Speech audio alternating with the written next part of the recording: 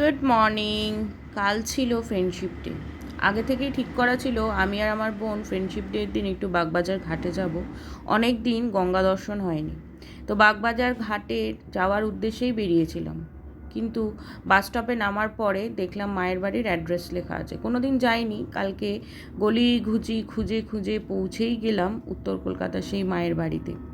মায়ের বাড়ির ভেতরে মাকে দর্শন করে ভোগ প্রসাদ গ্রহণ করলাম। ফোন অ্যালাউ না থাকায় কোনো ভিডিও আমার কাছে নেই। আকাশে তখন মেঘ, তাও মনে জোর নিয়ে যা হবে দেখা যাবে বলে পৌঁছেই গেলাম ঘাটে।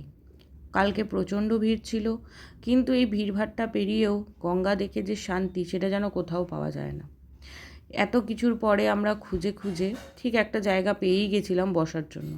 পরন্ত বিকেলে গঙ্গা আর হাওয়া, সাথে গঙ্গার বয়ে যাওয়া দেখতে দেখতে 2 কাপ চা না হলে চলছিল না।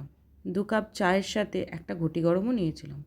তারপর চা খেয়ে গঙ্গা দর্শন করে যেন সময়টা কোথা দিয়ে কেটে গেল বুঝতেই পারলাম না। দুজনে অনেক গল্প আড্ডা দিলাম, শেষ পর্যন্ত প্রচুর ফটোশ্যুটও করলাম।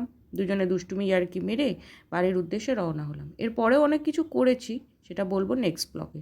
টাটা।